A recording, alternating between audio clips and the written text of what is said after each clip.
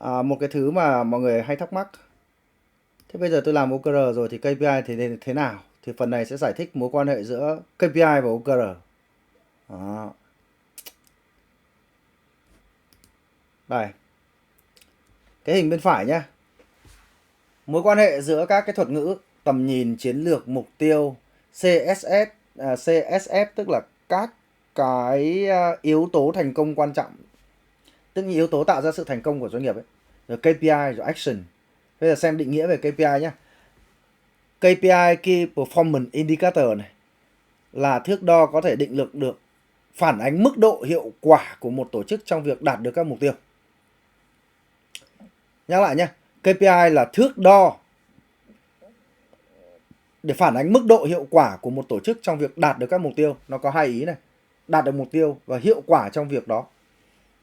Ví dụ này, nếu một trong những mục tiêu của bạn là cung cấp dịch vụ khách hàng tuyệt hảo, bạn có thể sử dụng KPI là số lượng yêu cầu hỗ trợ của khách hàng vẫn chưa được đáp ứng vào cuối mỗi tuần. Có nghĩa là gì? KPI nó cho biết bạn có đang phục vụ khách hàng tuyệt hảo hay không. Cái chỉ số về cuối mỗi tuần kiểm tra xem là có bao nhiêu cái yêu cầu hỗ trợ từ khách hàng bị tồn đọng.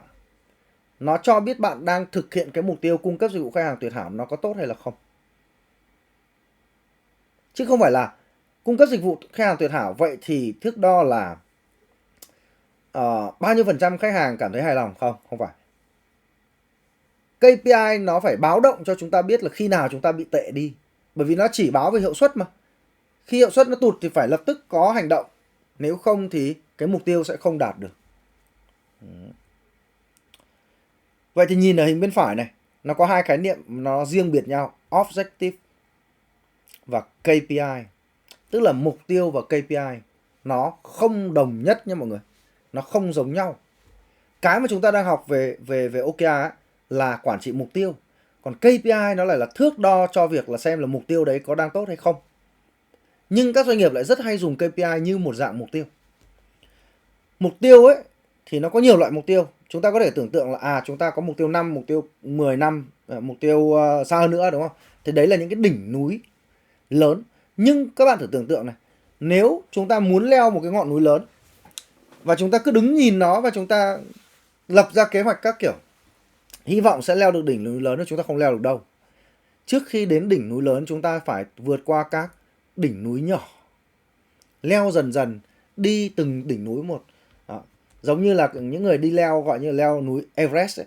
Ai mà khoe là tôi đi leo núi Everest ấy, phải hỏi họ là họ leo đỉnh nào, độ cao bao nhiêu. Không có ai leo một phát là lên được đỉnh Everest luôn đâu. Đầu tiên phải thử cái đỉnh 1.000m, xong rồi 3.000m, xong rồi 5.000m, rồi cuối cùng mới đến 8.000m. Và trong cái quá trình leo núi ấy, luôn luôn phải kiểm tra các cái chỉ số cơ thể. Trong quá trình tập luyện và leo núi luôn luôn phải kiểm tra các chỉ số cơ thể. Nếu không thì chúng ta sẽ gặp rủi ro lúc nào đó không biết. Thì mối quan hệ này, chúng ta nhìn này. Doanh nghiệp sẽ có mục tiêu lớn.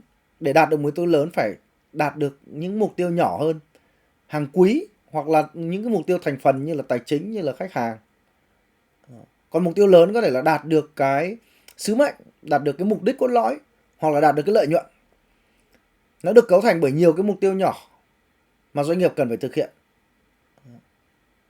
Và trong quá trình thực hiện các mục tiêu đấy thì chúng ta phải có chỉ số cho thấy chúng ta có đang ổn hay là không. Thì đấy là KPI. Ví dụ nhé, Vision này, chinh phục Everest trước năm 2030. Vậy thì chiến lược là gì? Phải tập luyện như một vận động viên thực thụ, chứ không phải leo núi bình thường được. Các mục tiêu cần phải chinh phục là gì? Các đỉnh 3.000, 5.000, 8.000m. Các yếu tố thành công để có thể trở thành vận động viên leo núi Everest là gì? Độ bền, cơ bắp, khả năng chịu áp suất thấp, khả năng chịu rét. Đó. Và các cái chỉ số cho thấy chúng ta có các cái khả năng đấy là gì? Là cân nặng, là BMI, là huyết áp. Và để có được phải chinh phục được các cái đỉnh 3.000, 5.000, 8.000m thì chúng ta phải có các cái hoạt động. Đó là các cái bài tập như vận động viên leo núi. Và trong khi chúng ta tập luyện thì chúng ta phải kiểm tra cái KPI, xem là cái cân nặng, cái chỉ số cơ thể, cái huyết áp nó có tốt hay không. Ví dụ của chúng tôi nhé, Vision là gì? Hỗ trợ được 1.000 doanh nghiệp áp dụng OKR thành công trước năm 2030. Chiến lược là gì? Chúng tôi triển khai chương trình huấn luyện, chúng tôi triển khai đào tạo, chúng tôi thành lập cộng đồng VNOK. Các mục tiêu chúng tôi cần chinh phục dần dần là gì? Mỗi một năm chúng tôi phải hỗ trợ được 100 doanh nghiệp. Chúng tôi phải đào tạo được 10.000 học viên và chúng tôi phải cấp được 5.000 giấy chứng nhận. Các yếu tố thành công của cái doanh nghiệp, của cái business này là gì? Đó. Để tạo ra được các doanh nghiệp thành công đó là phải khiến cho các CEO học đủ về OKR chứ không thể học thầy bói xem voi. Phải tổ chức ra OKR Coach để hỗ trợ doanh nghiệp, vì doanh nghiệp tự làm thì nó vất vả. Phải tổ chức ra các buổi Q&A để mọi người có thể hỏi đáp trong cái quá trình mọi người làm. Đấy là cái yếu tố tạo ra cái sự thành công của cái doanh nghiệp này. Và chúng tôi xác định như vậy. Và chúng tôi cần đo lường các cái chỉ số nào cho thấy chúng tôi đang làm tốt hoặc không tốt. Đó là tỷ lệ các doanh nghiệp chịu học đủ theo đúng cái chương trình, tỷ lệ các thành viên trong diễn đàn hoạt động. Và các action chúng tôi cần làm là gì? Chúng tôi phải tuyển sinh, chúng tôi làm event, chúng tôi làm các hoạt động marketing, chúng tôi phải làm các hoạt động phỏng vấn doanh nghiệp tham gia Winning OKR Secrets. Thì đấy là ví dụ về các khái niệm Vision, Strategy, Objective, CSF, KPI và Action. Ở đây chúng ta thấy nhá, các cái thuật ngữ này nó không đồng nhất, nó có cái vai trò riêng trong cả cái tổng thể của doanh nghiệp. Và để so sánh một cách ngắn gọn giữa KPI và mục tiêu nói chung và OKR nói riêng ấy, thì chúng ta có thể sử dụng hình tượng là việc chúng ta đi du lịch. Đó. Đi du lịch thì chúng ta cần phải biết nơi mà mình muốn đến, đúng không? Và để đến được nơi đó thì chúng ta cần phải có bản đồ hướng dẫn du lịch. Và cái này nó chính là gì ạ? Nó chính là chiến lược. Khi có chiến lược rồi ấy, thì chúng ta phải tracking được xem chúng ta có đang đi đúng hướng hay không. Thì đấy tương đương ở trên cái xe ô tô ấy, nó chính là gì ạ? Bản đồ chỉ dẫn, bản đồ điện tử, Google Maps, GPS. Đó. Và cái này chính là quản trị mục tiêu. Chúng ta phải đi qua những cái đoạn đường nhỏ, chúng ta để đi qua các cái vùng A, vùng B, vùng C, tỉnh này, tỉnh kia.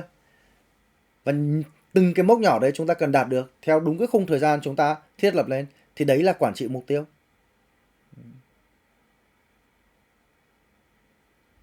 Và chúng ta luôn phải kiểm tra xem mọi thứ có đang ổn hay không trong cái quá trình đi. Và trên xe chúng ta nhìn vào đâu để biết ổn hay không? Chính là cái đồng hồ điện tử ngay trước mặt. Nếu mọi thứ đang xanh ấy thì ok, đỏ có nghĩa là vấn đề. Thì đây chính là gì? Đây chính là KPI. Đây chính là KPI. Chúng ta di chuyển trên xe chúng ta phải có 3 thứ này. Đồng hồ báo trước mặt, Google Maps cắm vào, đó, Travel Guide, các cái hướng dẫn cụ thể trên cái hành trình đấy. Thế thì KPI ấy, nó có vai trò cực kỳ quan trọng trong cái việc báo động. Nếu chúng ta đang di chuyển theo đúng lịch trình, đúng thời gian, đúng hướng, nhưng đồng hồ xăng nó lại báo hết xăng. Trong khi chúng ta kiểm tra cái Travel Guide ấy, là trước mặt trong vòng 50 km là không có cây xăng. Chúng ta buộc phải dừng lại và tìm đường đi khác. Bởi vì đồng hồ nói rằng chúng ta chỉ đi được 30 km nữa là hết xăng. Thì chúng ta không thể cố mà đi đạt được các cái mục tiêu được.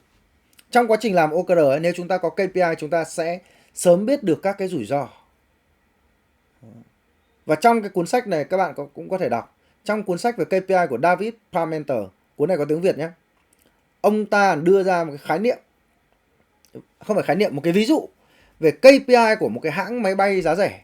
Đó chính là chuyến bay trễ. Tại sao họ xác định chuyến bay trễ là KPI? Bởi vì họ xác định một trong những yếu tố thành công quan trọng của hãng bay giá rẻ đó là phải đúng giờ. Bởi vì người ta hay nghĩ rằng là bay giá rẻ là muộn giờ. Đó. Ở Việt Nam mình cũng vậy đúng không? Nhưng Southwest Airlines, hãng hàng không giá rẻ lớn nhất thế giới, bắt nguồn từ Mỹ. Họ có KPI là chuyến bay trễ. Và KPI này không phải là tổng hợp hàng quý, hàng tháng, hàng tuần, hàng ngày, mà là real time. Trong phòng của ban tổng giám đốc và phòng của tổng giám đốc, phòng của ban lãnh đạo và phòng của tổng giám đốc luôn có cái bảng điện tử nó báo chuyến bay trễ đang xảy ra ở đâu. Và khi có vấn đề đấy, tổng giám đốc sẽ là người trực tiếp gọi điện cho người phụ trách tại cái sân bay đó của hãng hàng không Southwest Airlines, kiểm tra xem tại sao nó lại trễ, khắc phục nó như nào nó đang ở trên trời, vậy lúc nó hạ cánh nó có ảnh hưởng tới các chuyến bay khác hay không? Đấy mới là KPI chính xác này. Key Performance Indicator, các chỉ số cho thấy hiệu suất có đang ổn hay không. Và nếu nó báo động kịp thì mình sẽ xử lý kịp. Còn nếu không, nó có thể trở thành một cái dây chuyền đổ vỡ và chúng ta không đạt được mục tiêu. Vai trò của KPI rất hay. Có điều là các doanh nghiệp đang dùng KPI theo kiểu là giao mục tiêu cho nhân viên, thậm chí tính lương thưởng trên cái chuyện đấy, mà không cần biết KPI đấy có đúng là key hay không. Key Performance Indicator. Thì phần lớn chúng ta đang sử dụng indicator, performance indicator, còn không chắc chắn nó là key. Nó có quan trọng hay không? Và nếu điều gì xảy ra nếu nó không thực sự quan trọng nhưng nó lại đang chi phối các cái hành động của nhân viên, bởi vì nhân viên được trả lương dựa theo KPI. Có nghĩa là nhân viên sẽ tập trung vào những cái hành động mà không mang lại giá trị cho doanh nghiệp, phù hợp với mục tiêu của doanh nghiệp. Đấy chính là vấn đề của cái hệ thống KPI mà các doanh nghiệp đang dùng bây giờ. KPI thực ra rất khó. Để tìm ra được KPI cực khó. Trong cuốn sách của David Parmenter, ông ta nói rằng ấy, một doanh nghiệp chỉ nên có 10 KPI đây. 100 các cái KPI, các cái trong 100 đấy thì có 10 cái là key. Và cái đó nó phải nằm ở cấp tổng giám đốc, cấp cao nhất theo dõi, chứ không phải là cấp nhân viên đâu. Rồi, KPI này, nó là tầm nhìn. Xin lỗi. Chốt lại các cái khái niệm này. Tầm nhìn thì định hướng cho toàn bộ tổ chức. KPI thì sẽ rút ra từ các cái chiến lược, từ các cái mục tiêu và các cái yếu tố thành công quan trọng, viết tắt là CSF. KPI rút khi mà có chiến lược rồi, có mục tiêu rồi, liệt kê được các yếu tố thành công của doanh nghiệp rồi, thì sẽ chọn ra được KPI. Và cái quá trình này cực kỳ khó, và phần lớn các doanh nghiệp không làm được cái này, bởi vì chiến lược không có, mục tiêu không rõ ràng, các yếu tố thành công quan trọng không được tìm ra. Vậy không tìm ra được KPI, nhưng mà vẫn có rất nhiều KPI tồn tại trong doanh nghiệp và mọi người cứ làm việc theo cái đó, cực kỳ nguy hiểm. Đó. CSF, các yếu tố thành công, thì nó là gì? Nó là lĩnh vực hoạt động mà tổ chức của bạn phải thực hiện tốt thì mới có thể thành công được. Ví dụ nhà hàng, đâu là yếu tố thành công? Tốc độ phục vụ món à? Sự hài lòng của khách hàng à? Sự đồng ý của khách hàng trong việc là có quay trở lại hay không à? Hay là họ đi kể với người khác? CSF của bán lẻ là gì? Số lượng đơn hàng trả về à? Hay là số lượng mẫu mã phù hợp với insight khách hàng trên thị trường à? Những cái đó phải trả lời trước khi tìm ra các con số. Nó rất khó. OKR thì nó dễ hơn. Nó có mục tiêu, nó dồn cả tổ chức từ nhân viên đến trưởng phòng cho đến phó giám đốc đến tổng giám đốc các thứ về một hướng. Thì nó giúp chúng ta tiến lên phía trước, leo núi một cách chính xác. Nhưng mà KPI nó giúp cho chúng ta biết chúng ta có đang ổn hay không. Bởi vì có thể trong lúc chúng ta chinh phục mục tiêu ấy, mọi người đang bị nản, mọi người đang bị stress, mọi người đang bị giảm tinh thần. Hệ thống có vẻ đang lung lay từ gốc nhưng mà chúng ta không biết thì cũng nguy hiểm. OKR và KPI mà kết hợp được thì cực tốt. Còn các cái công việc chúng ta làm việc hàng ngày ấy, các hành động ấy, nó nhằm mục tiêu để đạt được, nó nhằm mục đích để duy trì cái hiện trạng tốt của các KPI. Nếu chúng ta có KPI. Cuối cùng này, mục tiêu, kết luận, mục tiêu không phải là KPI, nó cần được sử dụng các phương pháp quản trị mục tiêu để thúc đẩy mục tiêu về phía trước. KPI và OKR nó đều giống nhau, đều phục vụ cho việc doanh nghiệp có đạt được mục tiêu không, nhưng theo hai cách khác nhau. Một thằng là tập hợp tất cả các vector của doanh nghiệp chỉ về cùng một hướng, nhất quán, tạo ra sức mạnh lớn nhất. Một thằng là chỉ số, chỉ báo về hiệu suất, cho biết cái hiệu suất mà chúng ta lựa chọn để đo ảnh hưởng tới mục tiêu nó có đang tốt hay không. Và hai cái này một trái một phải, song kiếm hợp bích, thì nó sẽ trở thành bộ công cụ cực mạnh. Còn nếu mà chúng ta sử dụng quản trị mục tiêu không thì cũng được. KPI thôi cũng được. Và hai cái kết hợp lại với nhau perfect. Chỉ có điều KPI thực sự rất khó. Đó, các bạn có thể đọc cuốn sách này nhé. Cuốn sách của Parmenter. Rồi, ok.